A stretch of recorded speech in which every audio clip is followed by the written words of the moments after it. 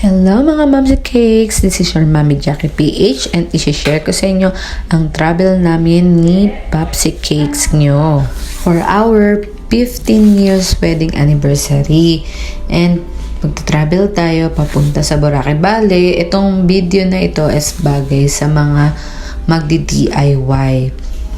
Yan, nag-toll gate kami at expressway kasi talagang malilate na. Gumawa pa po ako ng order na cake bago kami umalis. It's July 31 po, 2023. And ito po, nandito na tayo sa Terminal 3. Dahil sa nagmamadali na kami, nagbook lang talaga ako ng Grab car para mabilis kami makano from Las Piñas to Terminal 3. And yan, nakita na namin kung saan kami pipila and dinrap na kami ni Kuya.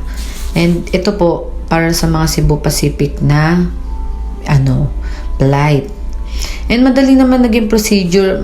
Maigi lang na mag-check-in na kayo sa online. Pero meron din naman silang pag-check-inan dyan. Kaso pipila pa kayo eh. Kaya ito, diretso na kami sa boarding area. And syempre, dahil first time namin tong magkasamang mag-asawa. And syempre, tanong-tanong din po, kapag hindi po tayo komportable kung saan tayo pupunta, pwede naman magtanong. May mga guard naman pong nandoon sa airline. Bale, yan, pinakita lang namin yung pinaka-boarding pass na may QR and yung ID namin. And ito na po, papunta na tayo sa x-ray po ng ating mga gamit. Bale, 7 kilos talaga. Ang dinala lang namin talaga is backpack para mas mabilis. And pagpasok, ayan po, chinek namin yung aming flight. Kasi hindi pa nakalagay dun sa pinaka-boarding pass namin. So, ayun, nakita na namin yung gate and papunta na po kami. Mag-iikot-ikot pa sana kami kaso talagang wala ng time at malilate na po kami sa aming pupuntahan.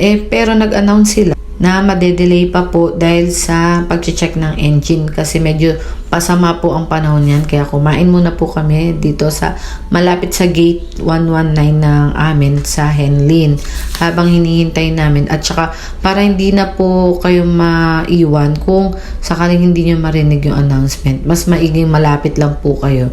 And ayan nga po, kumain muna kami mag-asawa. And ilang minuto lang, pinapila na po kami para sa aming pagbo-boarding na.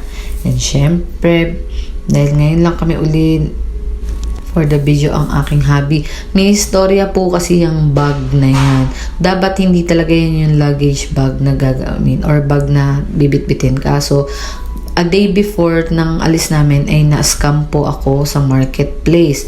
Hindi ko na po i-detail pero sobrang ko po na na-scam ako dahil sa luggage na hindi naman talaga pala totoo. Binlock na ako ng seller. And yun nga, nabudol ang mami nyo. Kaya sana mapagmatsyag at saka wag basta-basta magtitiwala kahit sa online. Kahit na marami ng proof, hindi basta legit lahat. And yan nga po, binidyo ko ang aming pagpasok sa airplane. Pasama na po yung panahon yan. As in, paambon-ambon na. And ito na nga po, hindi ko na na-detail kung saan yung seat number namin. Malapit ako sa bintana sa may pakpak ng airplane. As in, doon yung sa lalabasan ng exit kung sakali magka-emergency. And yun nga, tinanong ako kung willing akong mag-help kapag nagka-emergency. Siyempre, oo tayo. Pero sana naman hindi at sana ay mag-safe lang ating flight. And yan nga, bumuhos na ang ulan. And ito, pinabidyo talaga ng anak ko kasi gusto niya makita yung pag-explain nung flight attendant sa yun, para in case of emergency. Ito yung kanilang protocol. FA din kasi ang gustong kunin na course ng panganay kong anak. Kasi gusto niya yan, yung mga ganyan, nag-a-assist din. And ito na nga po, na-delay ang aming flight because of ulan at sobrang dilim talaga. Bumuho siya ng napakalakas. And sabi nga nung pilot, hindi makita yung tower basta-basta. Kaya standby muna kami ng mga ilang minutes. Paikot-ikot muna sa airport. And nga po, makikita nyo, ang lakas talaga ng ulan yan sa Manila. Mga 12 na ng tanghali or mag-aalauna na po iyan. And share ko lang din po, dati kasi nakapag-abroad na po ang inyong Mami Jackie, and Bata pa po ako noon, as in 19 years old. Hindi pa uso kasi itong pagbi-video or pagdi-details ng alis. Kaya wala akong remembrance, wala po akong video, wala akong picture. Kasi wala rin naman akong cellphone noon. And ayan, kaya ngayon i-detail ko kasi nakakatuwa na nakasakay uli ako kahit maliit lang yung eroplano. Pero yun nga, na sobrang overwhelmed kasi nakasakay ako uli, and ito nga naglumipad na ang aming airplane, and makikita nyo naman sa video sa bintana luminis na, hindi na ano yung ulan. And yan, pag angat po namin is super maulap, walang halos makita kasi talagang natatakpan na siya ng fog or ulap talaga dahil sa sama ng panahon. And itong flight namin na to is nakuha ko po na promo sa Cebu Pack. Nung March pa po ito nakabook. And yung room na pagpupuntahan namin or hotel, i-detail ko na lang din po. Pero yun po ay sa ka-workmate ko po. And ayan, makikita nyo po, napakaganda na ng panahon. Kala ko talaga madidisappoint ako sa pagsakay namin ngayon na as in wala talagang maibibidyo or makikitang ulap.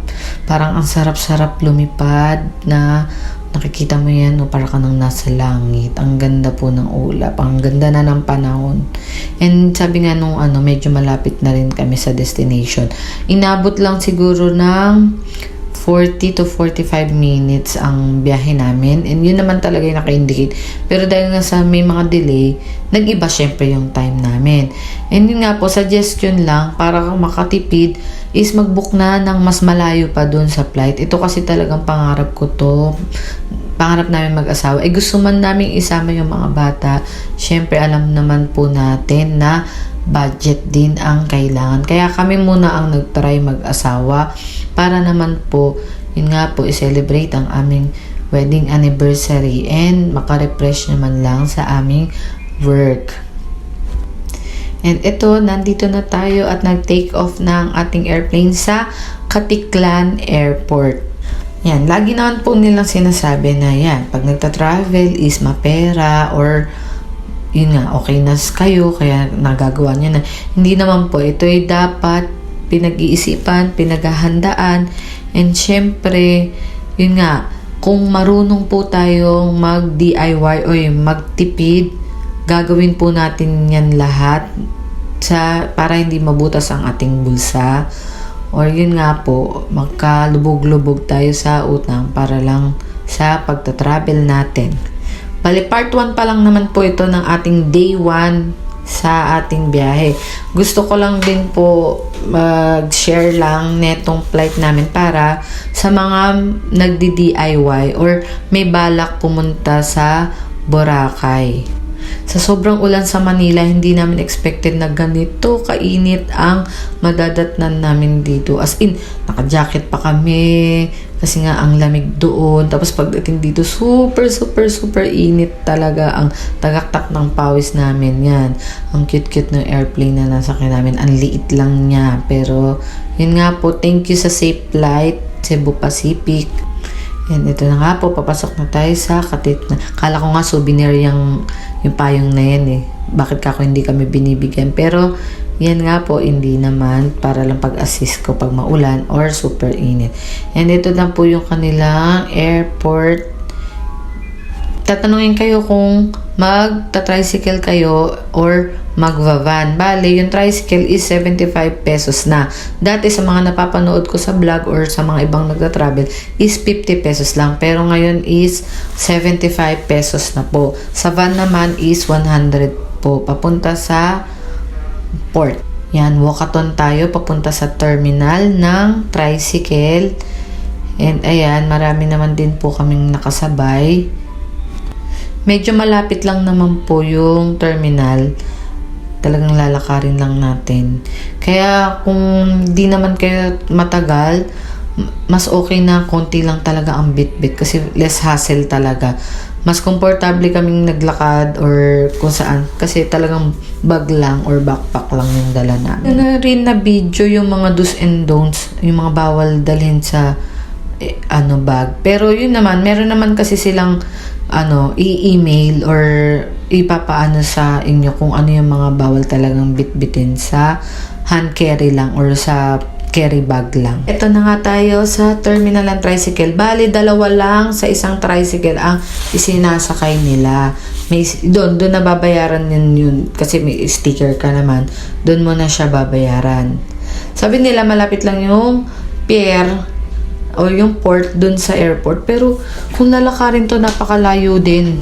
At ito na nga, welcome to Malay Aklan. Nandito na tayo, malapit na tayo sa lilikuan, papunta sa Tabon Port. And nandito na nga po tayo sa port. Dumating na tayo. And yan, mainit na talaga yung panahon dito. Napakatirik ng araw at napakainit. Todo jacket pa kami pero super init na talaga. Yan, dahil DIY nga kami, ito papakita ko po ang pagpasok namin dun sa pinaka-port. Yan yung entrance nila. And yung step by step na ginawa namin para sa mga magdi-DIY dyan. Madali lang naman kasi yan, pagpasok nyo po may mga numbering naman po. Yan, step 1, pinakita namin yung ID namin dyan. Tapos nag-register kami. And then step 2, yan yung payment. Ito po yung babayaran natin kapag papunta na tayo sa Boracay. Then step 3, papunta na tayo dun sa boat na may bayad din na 50 pesos. And pagka bayad natin ng 50 pesos, may pupuntahan tayong mga naka-standby na mga tao doon na bibigyan tayo ng maliit na papel, parang ticket din. Ipapakita natin yung nabayaran natin sa 50 pesos. Then may pipil upan tayong name, yung mga ganun po. Then bibigay nila yung number ng bangkang sasakyan natin papunta sa Boracay. Yan, pag lalakad kayo dyan, ayun, may ginagawa pang tulay kasi kaya dyan talaga dadaan. Ito na po yung ating sasakyang bangka. Mas better na konti lang yung gamit. Kung di naman talaga need or hindi naman siguro magtatagal dun sa Boracay. Kasi mahirap din talaga magbitbit ng madaming gamit. Kasi ay tulad niyan, kailangan mo pa talagang magbibitbit. Syempre, yun. Dagdag sa payment natin yun. Ayan, buti, tag-isang backpack lang kami. Kaya, ayan, caring-carry naman. Ito na po ang laot papunta sa Boracay. Yan, hindi naman siya sobrang alon. Tahimik lang and chill lang yung aming biyahe. Papunta sa tatawid dagat na. Yan, sobrang nakaka-excite na kasi ayan, nalalapit na talaga ang aming pagpunta sa Boracay na first time lang talaga namin ma-experience. And yan, nakakababa na po kami. Andito na kami sa port naman sa Boracay. Hindi ko alam yung name ng port na to eh. Pero yan, nandito na kami. Aakyat ka muna dun sa parang lumang na-abandon ng something na bahay. Then, pagbaba mo dyan, may mga sasalubong naman sa'yo na mga magtatanong kung saan ka sasakay.